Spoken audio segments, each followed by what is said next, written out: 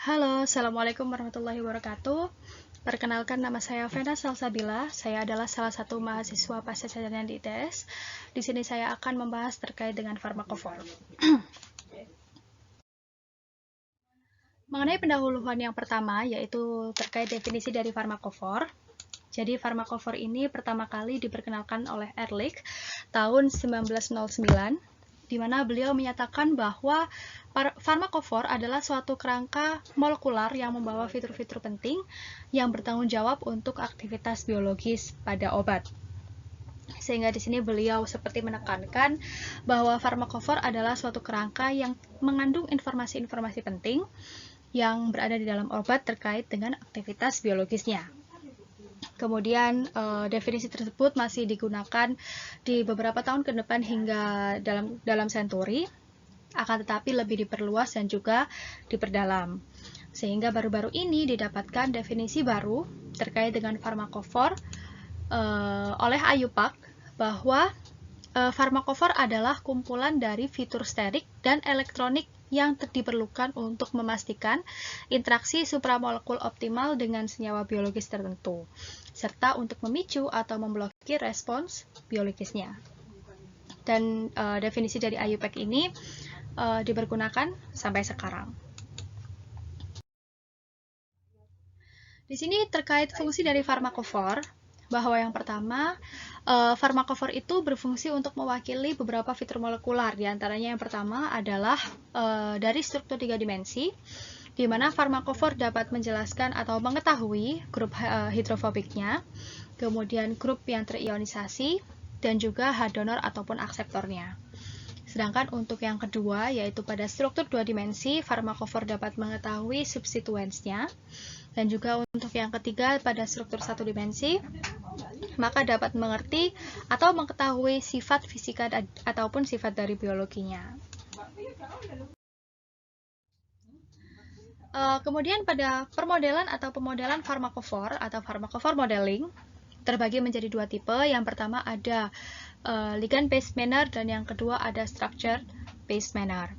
Terkait dengan perbedaannya, mengapa terbagi menjadi dua jenis, yaitu pada prinsipnya untuk ligand-based manner, yaitu dengan menempatkan satu set molekul aktif dan mengekstraksi fitur kimia umum yang penting untuk bioaktivitasnya. Sedangkan untuk structure-based manner, maka dia dengan menyelidiki kemungkinan titik interaksi antara target makromolekul dengan ligannya. Kemudian dari beberapa jenis farmakofor modeling atau permodelan farmakofor, yaitu ligand-based dan juga structure-based manner, maka selanjutnya terbagi dari menjadi beberapa cara. Ada virtual screening, ada lead optimization, ada de novo drug design, dan juga ada target identification. Untuk virtual screening dapat dipergunakan untuk mengetahui chemical database-nya sehingga nanti dapat mencari tahu potensial dari ligandsnya. Jadi di sini berdasarkan virtual screening terkait dengan farmakofor akan dicari sehingga nanti dapat ditemukan chemical database-nya yang sesuai dengan farmakofor yang telah diberikan. Sehingga di sini kita dapat menyimpulkan bahwa tujuan utama dari virtual screening adalah untuk menentukan molekul yang memiliki fitur kimia yang tepat dengan farmakofor yang telah disediakan atau diberikan. Seperti itu. Sedangkan untuk de novo drug design, yaitu digunakan untuk menciptakan struktur yang dapat memenuhi kebutuhan dari farmakofor yang diberikan. Sehingga dia berbeda dengan virtual screening, yaitu kalau virtual screening mencari tahu atau mengetahui struktur yang tepat dengan farmakofornya. Akan tetapi, jika de novo drug design adalah untuk mendesain struktur yang dapat memenuhi kebutuhan dari farmakofor yang telah diberikan. Sehingga baru-baru ini, seiring dengan berjalannya waktu, seiring dengan perkembangan dari software-software yang telah berkembang pesat, ternyata telah terdapat program baru yang disebut sebagai PHDD atau PHDD, di mana PHDD adalah suatu kepanjangan atau kependekan dari a pharmacophore-based de novo design method of drug molecules.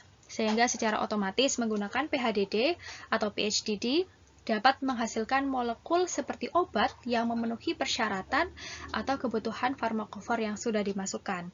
Sehingga di sini PhDD itu masih atau berbeda dari virtual screening, karena dia masih berpegang teguh pada si konsep de novo drug design, bahwa dia akan menghasilkan molekul atau menciptakan molekul yang disesuaikan dengan farmakofor yang telah dimasukkan, seperti itu. Kemudian di sini kita memasuki langkah dalam permodelan farmakofor. Yang pertama di sini algoritma untuk identifikasi farmakofor menggunakan 6 langkah utama, yaitu yang pertama adalah input data terlebih dahulu, kemudian pencarian konformasi, ekstraksi fitur, kemudian diikuti oleh representasi struktur, identifikasi pola, dan pada akhirnya kita mendapatkan scoring. Kemudian pada aplikasi farmakofor, yang pertama adalah konsep farmakofor ini digunakan untuk pendekatan desain obat. Jadi sebelum kita menentukan atau menggunakan atau menciptakan obat, konsep atau ilmu atau informasi farmakofor ini sangat-sangat penting untuk digunakan. Sehingga jika konsep farmakofornya sudah matang, sesuai, tepat, maka obat dapat dihasilkan. Kemudian dapat menunjukkan strategi penyaringan obat virtual. Kemudian aplikasi yang ketiga adalah dapat menunjukkan interaksi supramolekul dan memberikan informasi terkait pemblokiran respons biologis. Yang keempat ada lead optimization.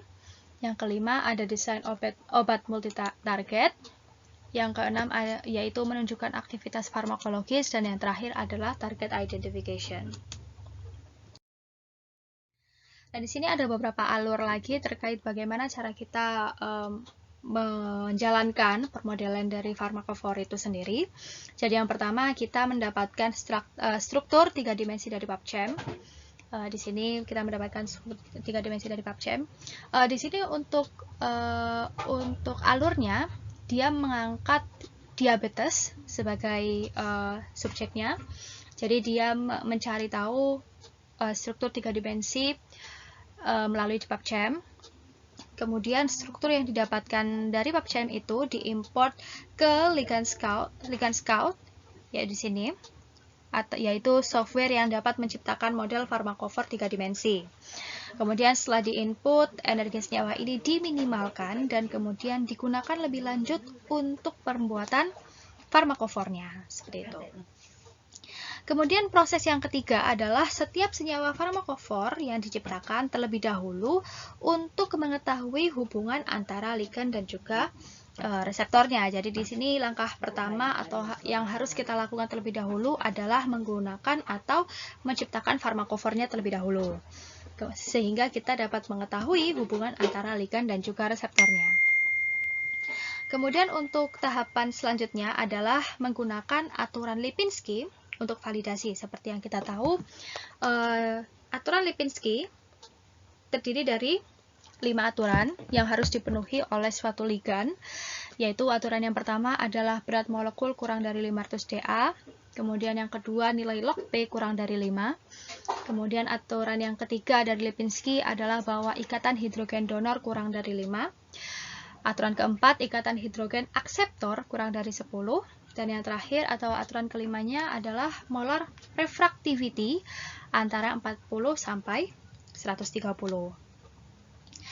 Dan setelah kita mendapatkan aturan Lipinski ini, dipergunakan untuk mengetahui sifat dari obat tersebut dan juga mendeteksi ketoksikannya juga. Jadi di sini setelah kita mengetahui aturan Lipinskinya, apakah dia sudah dipenuhi atau belum, secara otomatis kita juga dapat mengetahui atau mengecek ketoksikannya.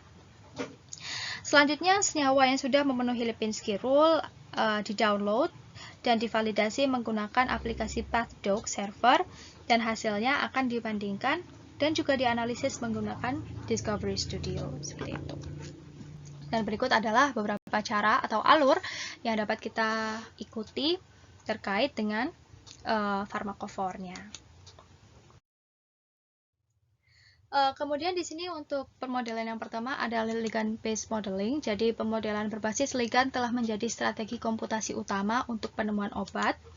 sehingga biasanya dilakukan dengan mengekstraksi struktur 3 dimensi dari sekumpulan ligan yang mewakili interaksi antara ligan dengan target makromolekul tertentu.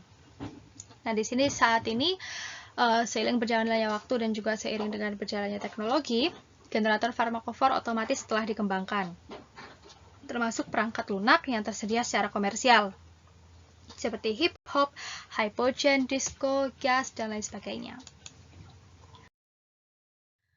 Sedangkan untuk structure-based modeling, permodelan berbasis struktur bekerja langsung dengan struktur 3 dimensi pada makromolekular atau makromolekul ligan kompleks, di mana metode permodelan farmakofor berbasis struktur terbagi menjadi 2 subkategori, yaitu yang pertama, makromolekul ligan complex based, dan yang kedua adalah makromolekul without ligand based. Nah, di sini adalah beberapa alur yang dapat diikuti terkait dengan structure-based drug design. Saya berikan ini di edit GitHub ini. Setelah kita menyiapkan farmakofor, selanjutnya adalah memeriksa farmakofor pada molekul melalui ADKit juga. Jadi ADKit selain dapat menyediakan informasi terkait farmakofor sebelumnya, dia juga menyediakan metode sederhana untuk memeriksa farmakofor terhadap molekul, di mana tujuannya adalah untuk menyaring molekul dengan cepat yang tidak memungkinkan untuk disematkan. Karena pada dasarnya, molekul dianalisis untuk fitur farmakofornya dan mereka diperiksa terhadap fitur farmakofornya. Dan outputnya nanti dapat menunjukkan apakah molekul tersebut dapat memenuhi farmakofor murni berdasarkan fitur-fiturnya, serta kemungkinan pemetaan farmakofor ke molekul tersebut. Nah, di sini untuk pemetaannya ada untuk pengkodaannya, yaitu seperti ini, ligand CMOL from SMILES, jadi mendapatkan struktur senyawanya dari SMILES. Kemudian kita menggambarkan drawing options dan pada akhirnya nanti didapatkan senyawanya seperti itu. Kemudian mencocokkan molekul dengan farmakofornya, dia juga telah disiapkan oleh RDKit, bahwa modul farmakofor RDKit didasarkan pada geometri jarak. Sebuah molekul dapat dicocokkan dengan farmakofor tanpa benar-benar menyelaraskannya dengan farmakofornya. Adapun jika molekul yang dianalisis tidak cocok dengan farmakofornya, masih banyak informasi berguna yang dapat didapatkan. Salah satunya adalah informasi mengenai atom apa yang cocok dengan farmakofornya. Jadi, jika kita menganalisis dan ternyata tidak sesuai dengan farmakofor, RDKit menyediakan informasi mengenai atom apa yang nantinya cocok dengan farmakofornya. Dan ini kode yang dapat kita input, yaitu bounce-mat sama dengan RD. Disgeom titik get molecule bounce matrix ligand. Kemudian jika dia match, if can match, failed bounce mat match, dan seterusnya. Ini dapat kita masukkan. Perlu yang harus saya tekankan kembali bahwa kode yang dimasukkan tidak hanya ini, tetapi ada beberapa kode yang perlu kita lakukan nantinya, sehingga informasi yang dapat diberikan oleh RDKit terkait farmakofor jauh lebih jelas. Kemudian di sini melekatkan molekul pada farmakofornya, yaitu seperti yang kita tahu bahwa sekarang kita tahu molekul harus benar-benar melekat pada farmakofor dan bagaimana menggunakan daftar kecocokan yang dikembalikan dari math farmakofor, serta bagaimana menanamkan molekul dengan batasan pH 4 sebenarnya cukup mudah. Di sini kita cukup input kode dari link tersebut atau match. Kemudian untuk menghindari konformasi yang sangat buruk, maka perlu menambahkan hidrogen pada tahapan ini karena dia sedikit membantu. Di mana nanti kita mendapatkan link H, chem at H, S ligand, kemudian beberapa kode yang lainnya yang dapat kita masukkan ke dalam RDKit yang kita sediakan. Kemudian selanjutnya adalah menyelaraskan embedding ke farmakofor. Jadi untuk melakukan penyelarasan kode yang disediakan oleh RDKit, pertama kita mulai dengan menghasilkan koordinat titik farmakoforik yang cocok. Mengapa? Karena ini bisa menjadi beberapa titik pada tiap tahap. Kita tidak bisa hanya menggunakan atom LDS dan melakukan penjelasan berdasarkan itu.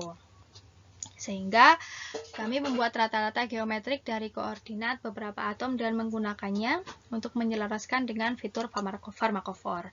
Dari sini kita cukup menginput kode yang telah disediakan di dalam link, kita masukkan, kemudian kode yang lain juga kita masukkan, sehingga nanti kita dapat menjelaskan embedding dengan farmakofornya. Sekian informasi yang dapat saya sampaikan terkait dengan farmakofor dan juga aplikasinya pada RTKit. Terima kasih atas perhatiannya. Wassalamualaikum warahmatullahi wabarakatuh.